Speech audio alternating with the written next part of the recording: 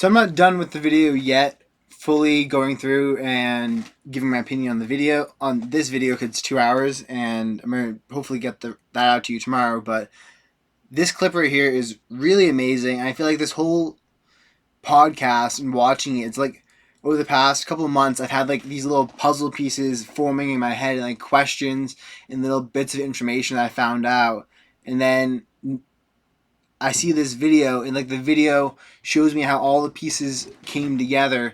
So like for a lot of people, I don't know if you necessarily get value out of this, but these like the answers to the exact questions that I've been looking for, which is also one of the reasons I find YouTube difficult, is because at the same time it holds infinite distraction, but it also holds like so much knowledge, and at least some of what they talk about here I find very helpful. So without any further ado, Oh, good. So this came from Matthew Syed. And for me, I've always enjoyed like self-help and self-improvement, but there's a part of it that always felt a bit icky. And this metaphor kind of explains my problem with it. And Matthew Syed is a big tennis fan, and he talks about he would go and watch tennis, and it was such a unique point in history because you had the three goats at once. So in football, you had arguably the two goats at once. You had Cristiano Ronaldo and Lionel Messi. In tennis, you had Djokovic, Nadal, and Federer. And obviously in the self-help world or that space, it's like, this is the way. Or you see these Instagram reels and it's like, if you do A, B, C, this will happen. And what's beautiful about this metaphor that Syed tells is, he used to watch at Wimbledon the warm-up courts. So he'd turn up and Nadal's there. And Nadal is like full on Goggins, like biceps bulging, screaming as he's hitting the shots. In warm-up? Yeah, in warm-up, sprinting up and down to get himself into the zone, like going as hard as he can.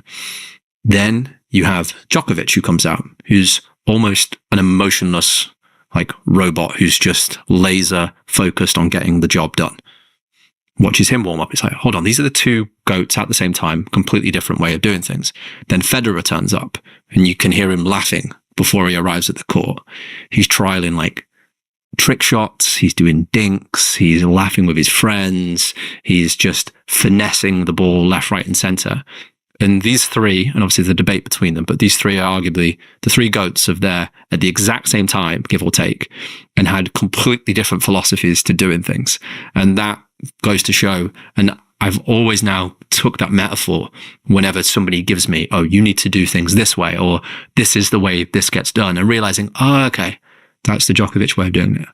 That might not apply to me, or that's the Federer way of doing it, or that's the Nadal way of doing it.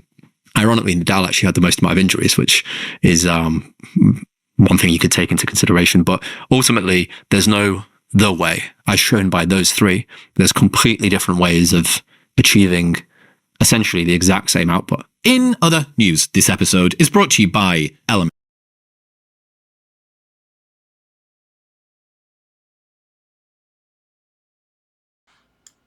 how to unmute myself. So that right there, where he kind of talks about how there's different approaches to it.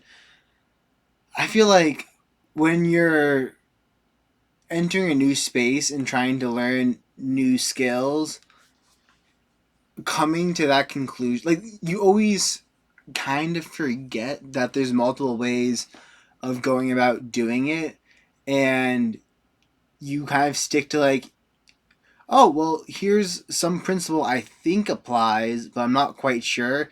I'm just going to assume that it applies every time, all the time, because it applied in this one situation here, and then again this other one. So it must be universal, but you just don't really know how well that works because you know so little. So, like, in the few cases you actually do understand, yeah, that works. But once you get down the line into the more advanced stuff, like, you have to kind of just toss those out the window because most of the time what you thought was a rule isn't actually a rule and will cause you to make mistakes farther down the line. And right there, I'm just imagining certain wrestling principles, and kind of when I first started wrestling, I had these certain ideas in mind, like highest hips win, and I'm just not going to go too much into the details. Anyways, you come down the line and you realize that a lot of that stuff doesn't actually work. Like, I don't know, all the cool throws you see on Instagram, they don't work. Like a headlock.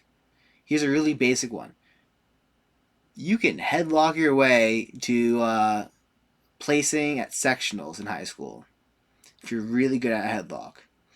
You'll never make it to all states. You're just not good. Everyone at that next level can defend against it. So if you built your whole game just throwing headlocks, you're totally just effed yourself over because you're gonna lose. Yeah, but there's just different approaches to it, and I don't know why, but I seem to like ping pong between the hard work solves everything, and then 80-20. What's the one thing I should be working on? And I'll like be doing 80-20, and then I'm like, well, I'm not working hard. I'm gonna go back to work, like gonna do other stuff. This is like not enough free time for me. It's too much free time for me. I like feeling productive. I like working, and then I'll be working. I'm like, I'm just doing like stupid tasks. Like, why am I working right now? Like, this isn't the most important thing I could be working on. I should clear my mind, meditate, and then like apply the 80-20 rule to my life. And it kind of like goes in a circle, and I guess it's just a skill I'm going to practice, but this video gave me clarity on it. It's like, yeah, that is something that happens, and when that happens, like, you just need to keep staying in that 80-20 state and not allow yourself to get stressed out and become addicted to the feeling that you're getting something done when you're not actually getting anything important done. So kind of more examine the outputs versus paying attention to how it gets done. Just like judge based off of the output you create, not the work put in. And he talks about this earlier in the video, which I'll be hopefully putting out tomorrow. But yeah, that's something that like really helped me. And I don't know, in this video he talks about make like they talk about content creation a little bit down the road. Like make videos that you would want to watch yourself. And I don't know, I was thinking about that. I'm like, it's kind of what I do. Like I think about stuff throughout the day, and I come to some realization, and I'm like, okay, well, let's make a YouTube video about it. So I guess all my YouTube videos are what I do occasionally watch my old videos over again to relearn lessons, but I guess all my YouTube videos are like what if I could watch them the morning, like I could go back in time and watch them. Like that's exactly what I'd want to watch when starting my day on that day to kind of like teach me a lesson beforehand. So it's like, knowledge I find important. Anyways, I am very tired and we'll be going to bed now, but I'm going to make a full length video about all. I'm just looking at my screen right now because I have one tab open for edits. It's going to be like a 2-hour video. Hopefully I get this done tomorrow, but peace out.